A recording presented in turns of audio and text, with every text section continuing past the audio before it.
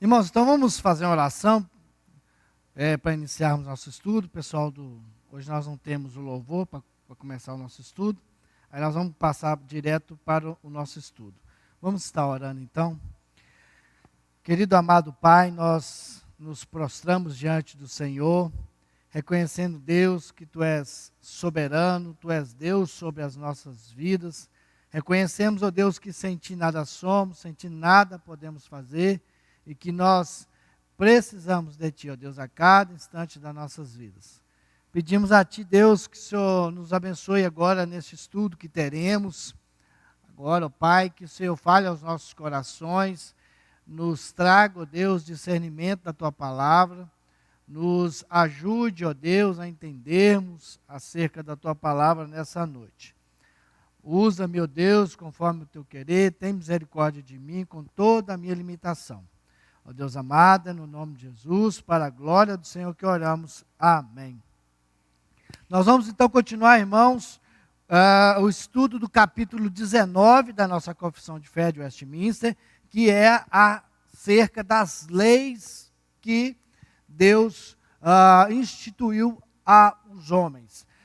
Nós começamos o estudo na terça-feira passada, e que esse capítulo tem 7 parágrafos, né? 7 divisões. Nós estudamos 3 na terça-feira passada. E os 3 primeiros parágrafos nós vimos acerca da lei moral, que a lei moral são os 10 mandamentos. Né? E estudamos também acerca da lei cerimonial.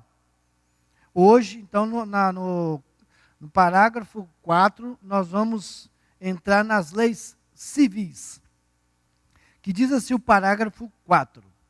A este mesmo povo, considerado como um corpo político, Deus concedeu diversas leis civis ou judiciais, que deixaram de vigorar quando o país daquele povo também deixou de existir, ou seja, Israel deixou de existir como um povo, né? E que agora não obrigam a ninguém, além do que exige a sua equidade geral. A minha Bíblia soltou logo onde eu preciso, soltou a página. Olha que maravilha, né? Então esse parágrafo 4, irmãos, ou seja, o que a Confissão de Fé de Westminster está querendo dizer aqui, de uma forma reduzida, é que Deus deu leis civis para o povo de Israel, né? Que era uma nação, um país como o nosso. Então precisava de ser regido por leis, que era, na época, né, que era um sistema em que era regido por reis, né, que os reis, eles governavam até quando estava chegando sua morte, passava, né, o reinado para o seu filho e assim sucessivamente. E de que forma, então, que Deus fez? Então, para que houvesse uma organização civil dentro da nação, foi instituído leis para o povo de Israel. Então, tinham leis que governavam os tribunais, os juízes, os conselheiros que governavam junto com o rei. Se nós lembrarmos aqui de um episódio dessa questão de Roboão, né, filho de Salomão, em certo momento do seu reinado, ele buscou os conselheiros para tomar uma atitude dentro do reinado. E ele tinha conselheiros mais de idade e conselheiros mais novos. Aí primeiro ele foi lá nos conselheiros mais velhos. Aí os conselheiros aconselharam ele, falaram assim, olha, como ele estava chegando no reinado, né? Falou assim, olha, seja mais flexível com o povo, diminui a carga de impostos, porque aí você fazendo assim, sendo mais flexível, você vai conseguir então a simpatia do povo. Ele ouviu o conselho dos mais velhos e foi para os mais novos. Os mais novos falaram, não, você não tem que ter simpatia, você tem que ter respeito. Aumenta os impostos, aumenta a carga de trabalho, que eles vão te respeitar. Aí, Roboão, muito espertão que foi, em vez de aceitar o conselho dos mais velhos, aceitou o conselho dos juízes mais novos, dos conselheiros mais novos. E aonde que ele deu com burros na água, né? Onde que teve um problema tremendo, né, dentro do seu reinado, por não ter aceitado o conselho de quem estava com mais experiência, que seria de mais útil para ele. E aí ele teve, então assim, ele teve esse problema. Então, ou seja, o governo naquela época era regido por leis, e o exemplo, então, e por juízes e conselheiros, assim como nós vimos aqui agora.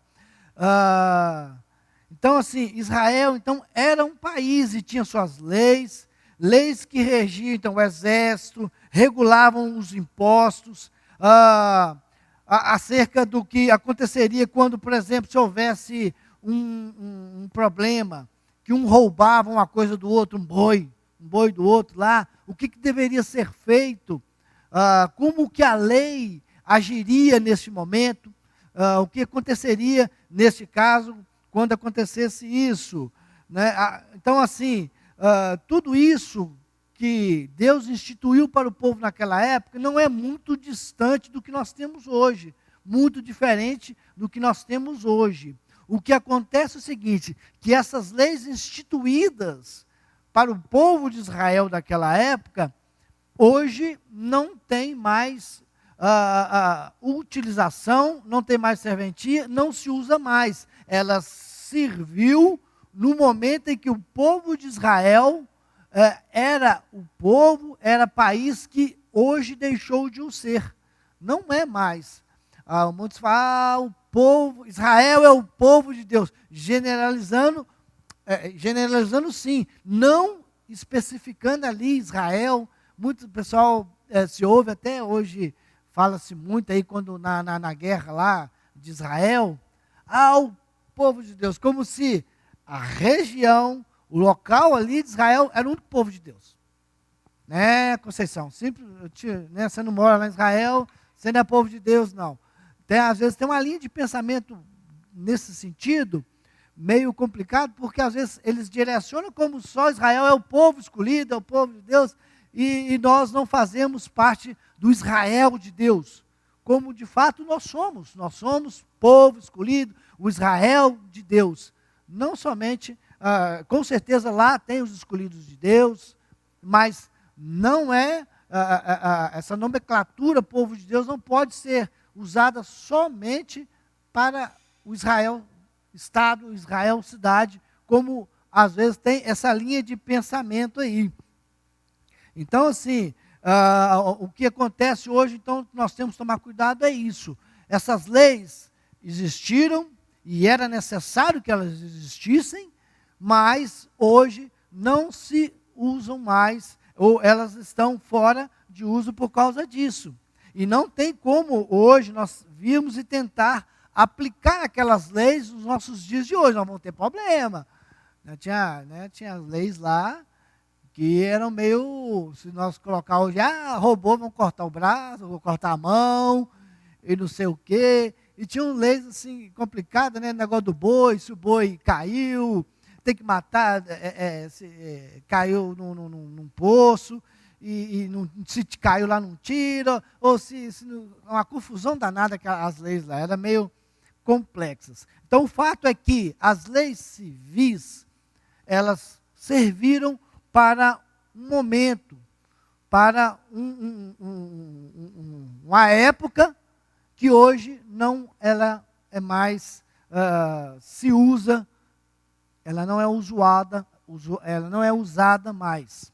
E nós vemos a referência lá acerca dessas leis, lá é um texto grande, aí eu não quis ler, porque basicamente está em Êxodo 21 e 22 ali, olhando sobre a questão dessas leis. Então, assim, em resumo até agora, desses primeiros 4 parágrafos, nós vimos então sobre a lei moral. O que foi então que nós vimos lá? Só um breve resumo aqui. Ela prescreve então os princípios morais absolutos que regulavam nossos relacionamentos com os nossos próximos, e com Deus, como nós lemos lá, se os irmãos lembram, os primeiros 4 mandamentos é o nosso relacionamento com Deus, e os outros 6 é o nosso relacionamento com o nosso próximo.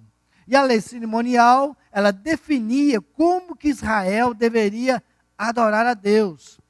Os rituais de purificação, os sacrifícios, as festas, né, as regras para o sacerdote. Né, o sacerdote tinha uma regra. Com quem que ele deveria casar, quanto que deveria ser a remuneração do sacerdote. Então, tudo isso estava ali incluído na lei cerimonial, da forma como Deus queria que o povo cultuasse naquela época.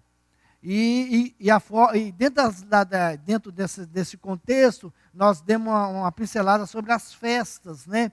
Que eram as festas pedagógicas que mostravam o que haveria de vir, apontando para Cristo. Nós falamos de sombras, né? Que as festas eram a sombra do que haviam de vir, como o apóstolo Paulo falou. Ou seja, estava mostrando, apontando para Cristo. Essas, então, eram as leis cerimoniais. E hoje, então, agora nós já começamos aqui dentro da lei civil, que servia, então, para regir Israel como nação, uma nação política, e regia, então, a monarquia, que era o regime da época, e regia também a agropecuária, cultura, vegetação, clima, tudo isso estava dentro das leis civis. Então, o parágrafo 4 nos aborda a respeito disso. Agora vamos, então, para o parágrafo 5.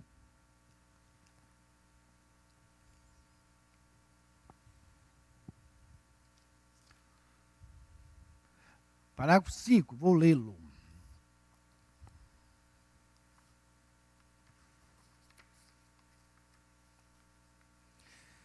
Então, a lei moral, os 10 mandamentos, obriga a todos a prestar-lhe obediência para sempre, tanto as pessoas justificadas quanto as demais, e isto não somente por causa da matéria nela contida, mas também pelo respeito à autoridade de Deus, o Criador que a deu, a lei moral. Cristo, no Evangelho, de modo algum desfaz esta obrigação, antes a confirma.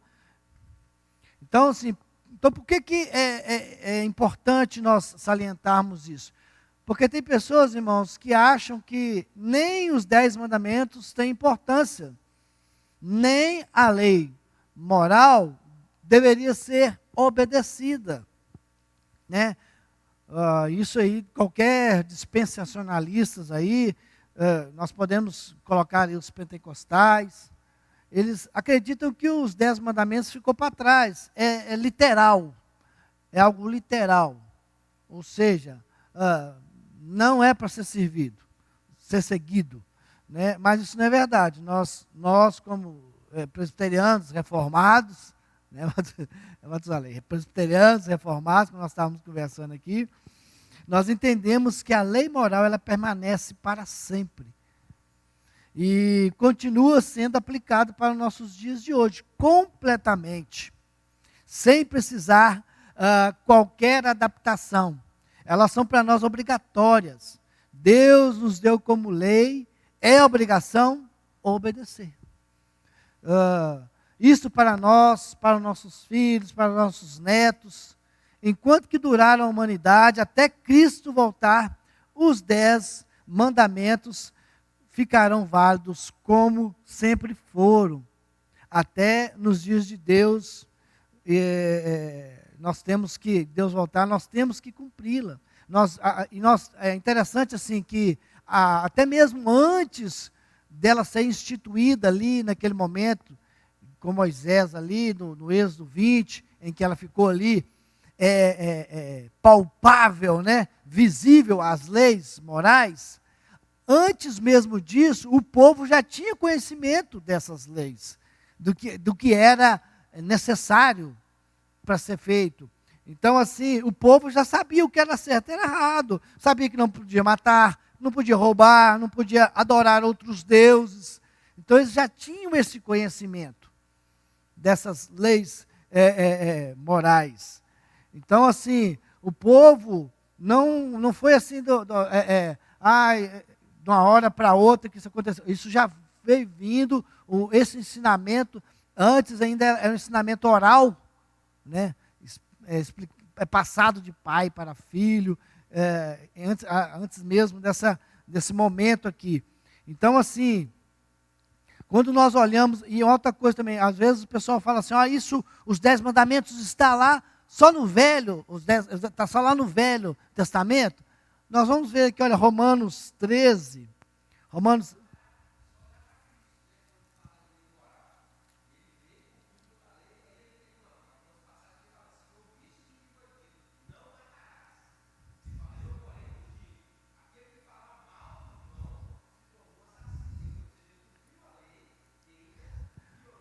Piorou a situação.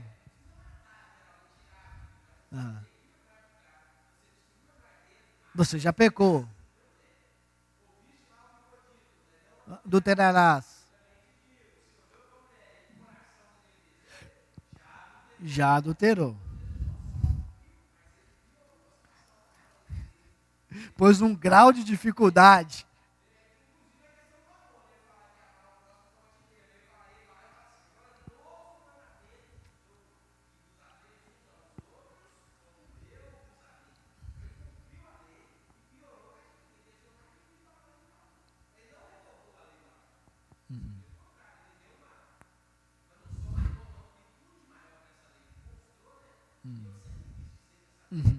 Aham.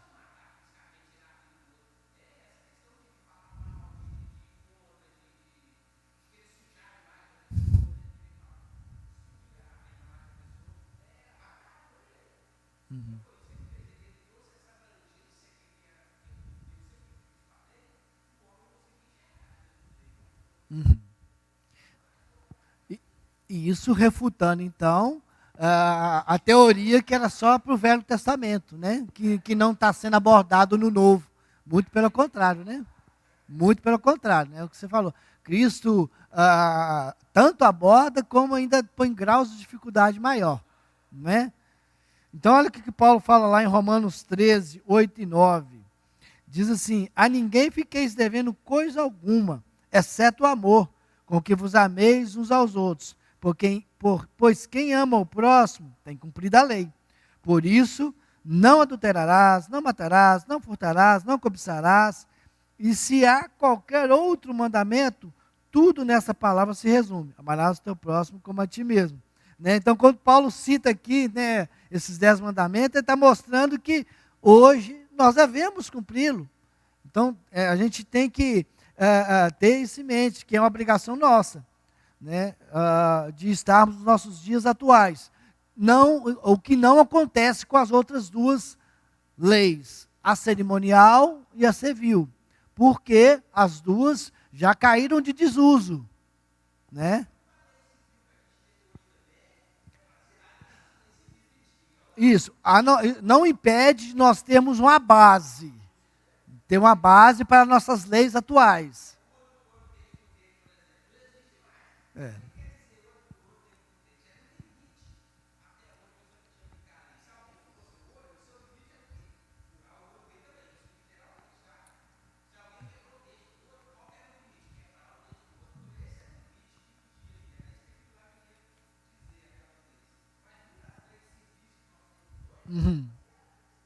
Sim, isso que é importante a gente pensar nisso. Elas caíram em desuso, mas não impede, no caso das civis, a gente tem uma base. Agora, a cerimonial não.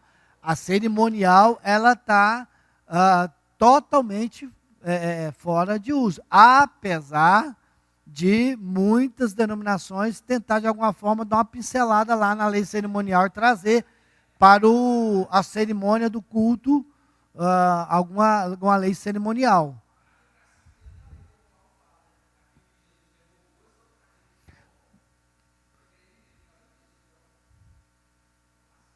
Então, tem que tomar cuidado. Então, assim, reforçando, né, a única lei que realmente está e será até os nossos dias finais, até Cristo voltar, a lei moral, que está aí dentro dos 10 mandamentos.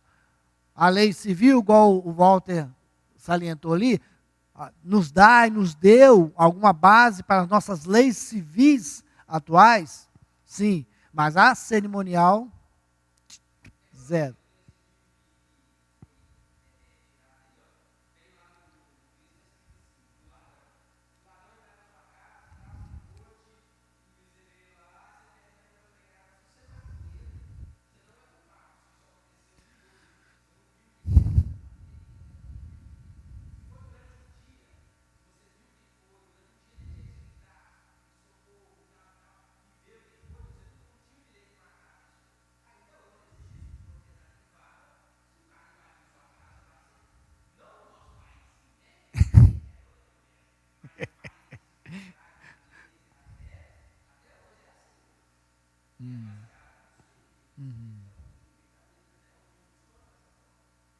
Então, esse foi o parágrafo 5. Vamos para o parágrafo 6. Esse é bem grande. Vamos ler o que diz o parágrafo 6. Embora os verdadeiros crentes não estejam sob a lei como um pacto de obras, nós falamos sobre o pacto de obras que ele foi instituído lá no Éden, para Adão, que havia necessidade que Adão fizesse uma ação, tivesse uma atitude para cumprir o pacto dele com Deus. Por isso que recebeu o nome de obras, pacto de obras, porque ele tinha que fazer algo para cumprir a sua parte no pacto. Mas, infelizmente, Adão não foi capaz de cumprir a sua parte no pacto, onde Deus veio posteriormente e instituiu o pacto da graça, para serem por ela justificados ou condenados. Ou seja, esse pacto de obras não serve mais para isso, nem para salvar, justificar e nem condenar. Contudo, serve de grande proveito, tanto a eles como aos demais. Como regra de vida, ela lhes informa da vontade de Deus e do dever que eles têm. Os dirige e os obriga a andar segundo a retidão. Descobre-lhes também as pecaminosas poluições da sua natureza, do seu coração e da sua vida, de maneira que, examinando-se por meio dela, alcançam mais profunda convicção de pecado, maior humilhação por causa dele e maior aversão a ele. Ao mesmo tempo, lhes dá mais clara visão da necessidade que ele tem, ou nós, temos de Cristo e da perfeita obediência a ele devida, ou nós devemos obedecer a Deus. Ela, a lei, é também de utilidade aos regenerados, a fim de conter a sua corrupção, pois proíbe o pecado. As suas ameaças servem para mostrar o que merecem os seus pecados, e quais as aflições que por causa dele devem esperar nesta vida, ainda que estejam livres da maldição ameaçada na lei.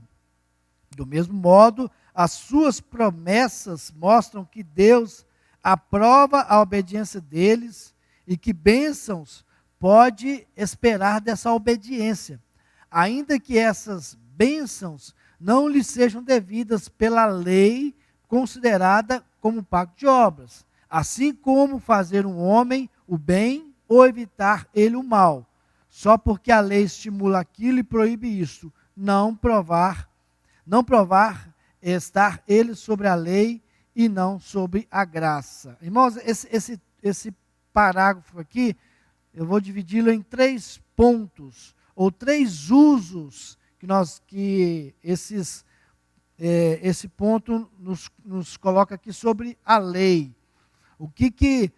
Qual a utilidade da lei que nós vemos aqui? Primeiro, mostrar a vontade de Deus para a nossa vida. A lei mostra a vontade de Deus para nossas vidas. Vamos olhar lá em Salmo 119. Olha o que diz lá o salmista no Salmo 119, 4 e 6. Tu ordenastes os teus mandamentos para que os cumpramos arrisca.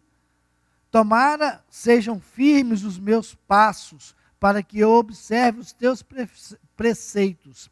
E então não terei de que me envergonhar, quando considerar em todos os teus mandamentos. Então, se nós vemos que a lei mostra o que Deus quer para nós, como Deus quer que vivamos, que tenhamos somente Ele como Deus, que honremos o nome dEle, que guardemos o dia santo dEle, que honremos o nosso próximo, não traiamos, não matemos, não roubemos, não cobicemos, não vamos falar mal de ninguém. Aí tem gente que fala assim, eu não sei o que Deus quer para a minha vida. Aí se alguém fala assim, eu não sei o que Deus quer para a minha vida, não. Você fala com você, vai ler a Bíblia. Vai lá ler a Bíblia. Leia a Bíblia que você vai saber o que Deus quer para a sua vida. Então assim, e a palavra de Deus fala, vocês erram por não conhecer a Escritura. Errais por não conhecer a Escritura. Então muitas vezes nós caímos e pecamos por falta de conhecermos mesmo a palavra de Deus. Então assim, o que esse Salmo 119, 4 a 6 nos mostra então? É a vontade de Deus para nossas vidas. O que a palavra de Deus nos mostra? É o que Ele requer de cada um de nós. Então a lei, a moral, ela vai nos mostrar, direcionar aquilo que Deus quer para a nossa conduta diária, o nosso dia a dia, o que Ele requer de nós.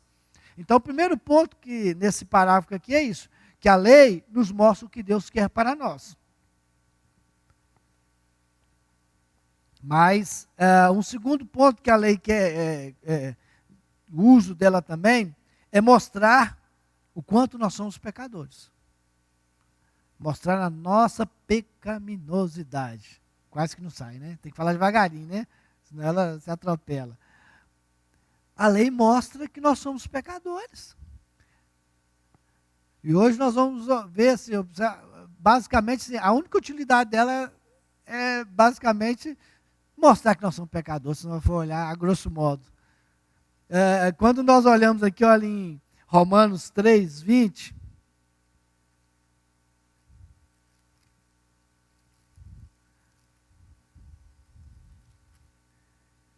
Visto que ninguém será justificado diante dele por obras da lei, em razão de que pela lei vem o pleno conhecimento do pecado.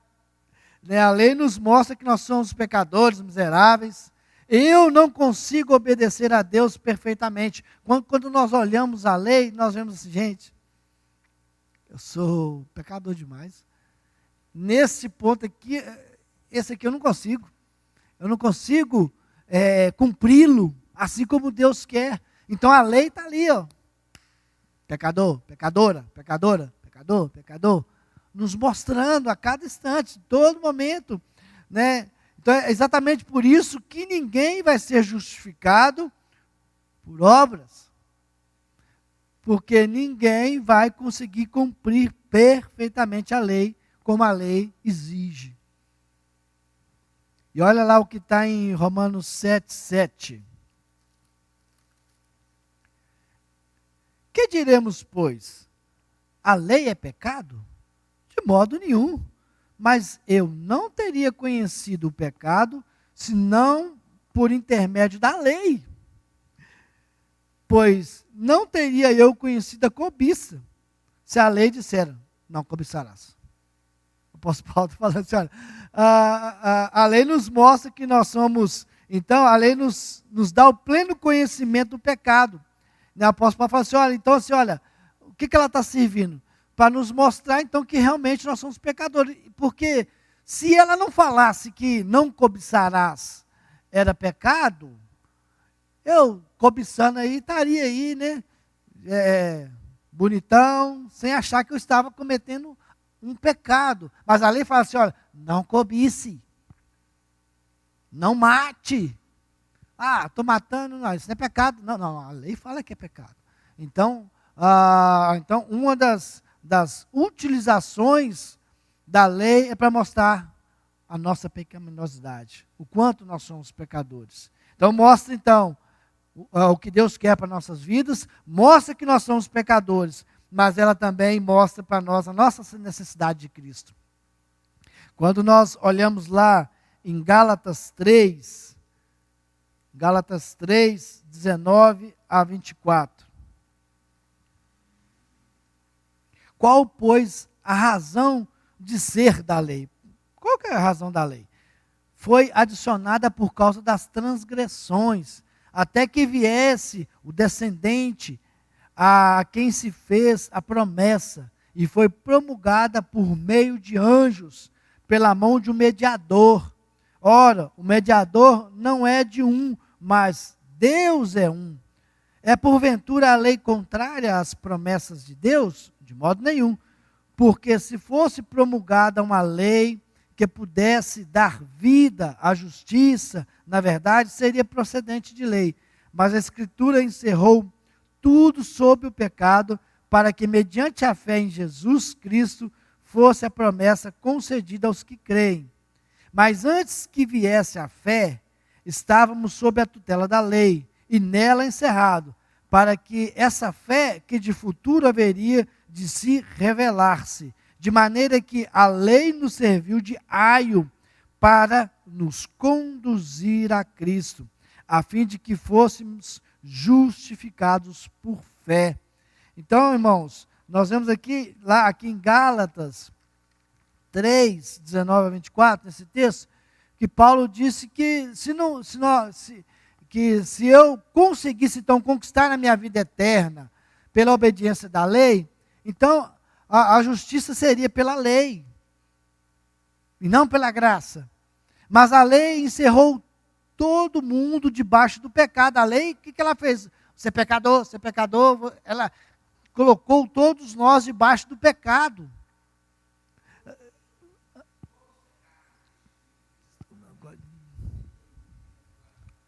Então, ou seja, a lei provou que todo mundo é pecador. E para que ela provou isso? Para mostrar que nós precisamos de Cristo. Precisávamos de um mediador. Precisávamos de um justificador. Precisamos ainda. E o que ela então nos faz? Ela nos conduz até Cristo. Nós precisamos de Cristo, pois só Ele conseguiu obedecer perfeitamente à lei. Então, alguém que conseguiu obedecer perfeitamente à lei tem essa autoridade. Eu e nenhum de nós que aqui estamos temos essa capacidade. Eu não consigo conquistar a vida eterna de mim mesmo. Preciso de Cristo. Precisamos de Cristo. Então, a lei nos mostra disso, que da nossa dependência, nós precisamos de Cristo. Em Romanos 8, 3 e 4, também está confirmando a respeito disso. Porquanto o que fora impossível à lei, o que foi impossível à lei? No que estava enferma pela carne, isso fez Deus, enviando. O que a lei não conseguiu fazer, Deus fez através do seu Filho, aqui, através de Cristo, enviando o seu próprio Filho, em semelhança de carne pecaminosa e no tocante ao pecado. E com efeito condenou Deus na carne o pecado, a fim de que o preceito da lei se cumprisse em nós, que não andamos segundo a carne, mas segundo o Espírito. Então Paulo diz aí que o que a lei não conseguiu fazer, que é nos dar salvação, nos levar para o céu, foi que a lei não nos dá salvação. Não é porque a lei, e tem que olhar o seguinte também, não é porque a lei é ruim, que a palavra de Deus fala que ela é santa, justa e boa.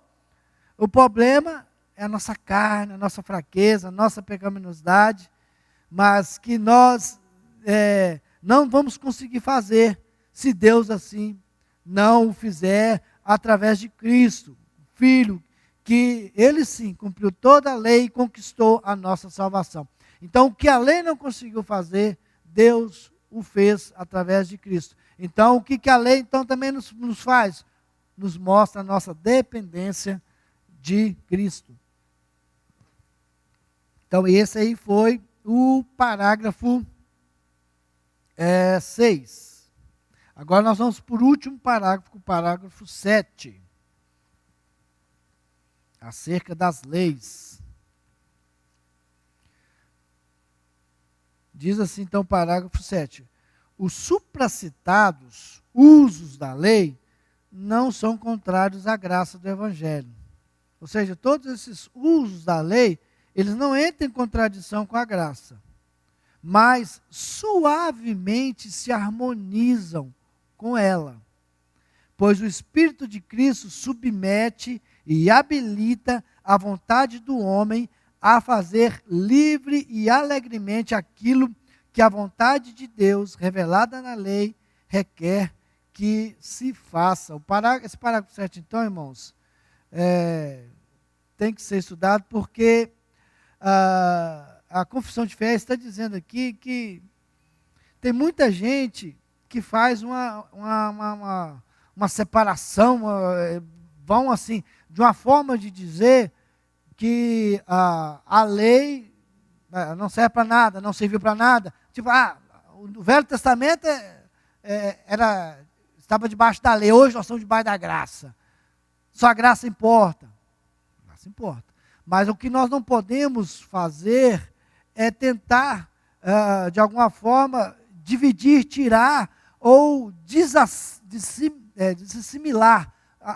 As duas são similares, elas andam em conjunto, andaram em conjunto e, de alguma forma, estão andando em conjunto.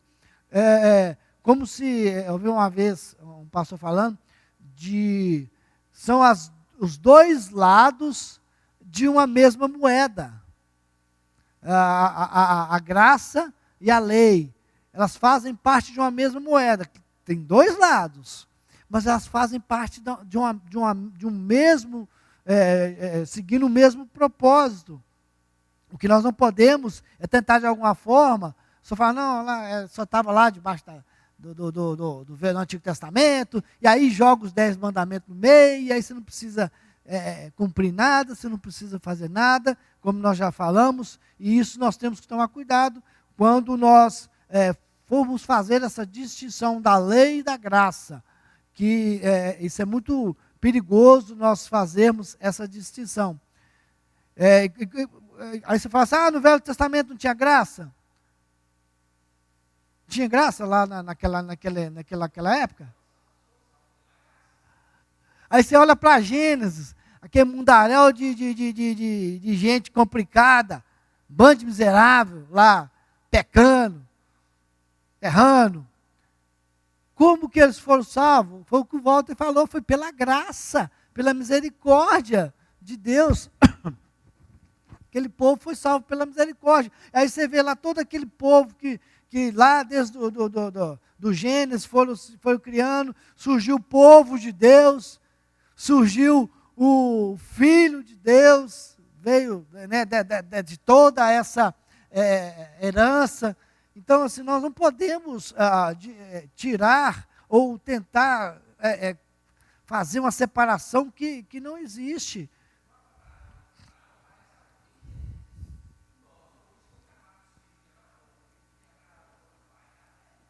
A descendência nossa, né?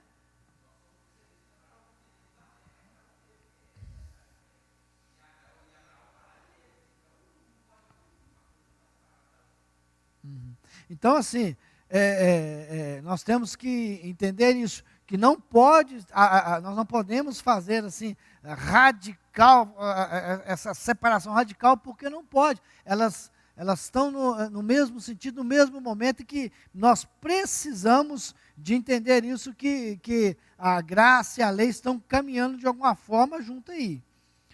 Gálatas 3, 21. Olha o que nós vemos lá em Gálatas 3, 21. Nós já até lemos. É porventura a lei contrária às promessas de Deus? De modo nenhum.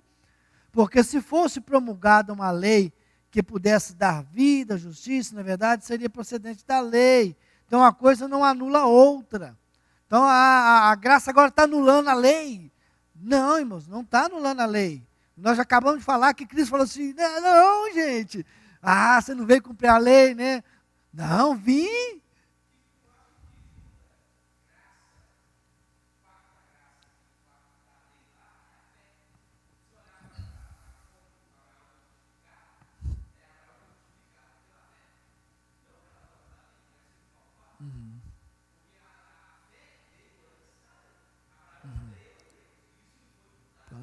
Por justiça.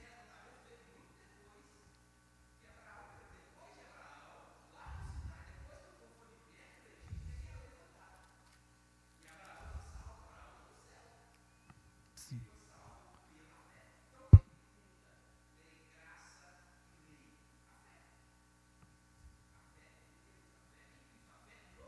No Messias. No que a lei estava apontando. Uhum. Uhum.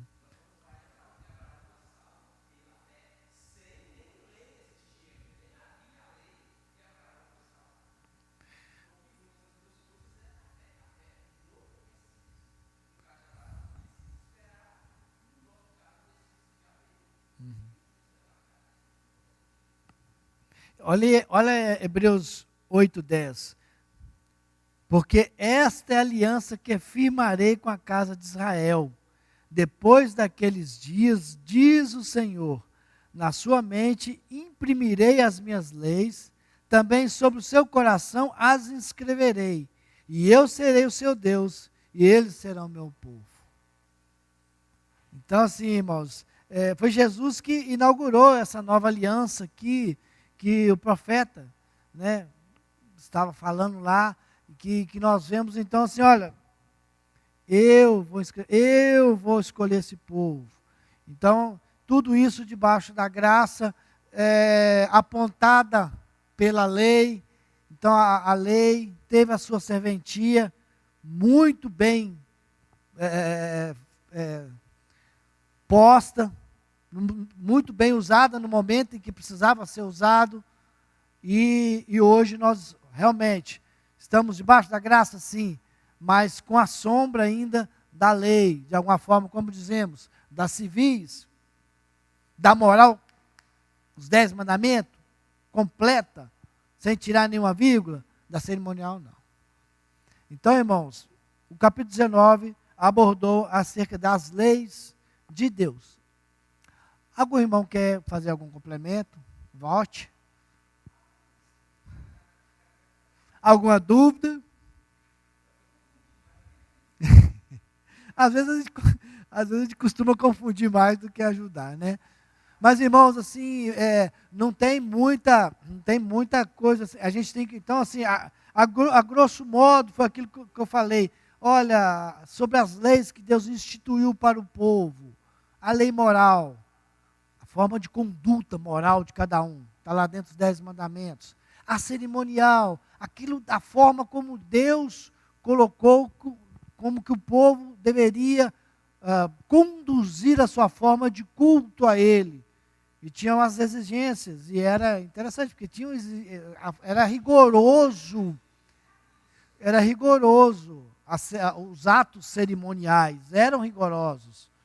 As leis civis, imagina se não tivesse nenhuma lei civil, que moderna que seriam. Então, essas leis foram instituídas, em resumo, a única que está prevalecendo por completo são as leis morais que estão embutidas dentro dos 10 mandamentos.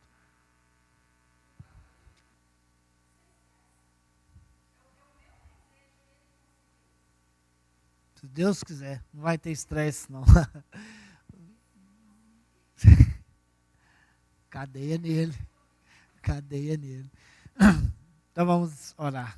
Amado Deus, nós agradecemos ao Senhor por essa noite que aqui estivemos, ó Deus, conversando, aprendendo acerca da Tua palavra, ó Deus.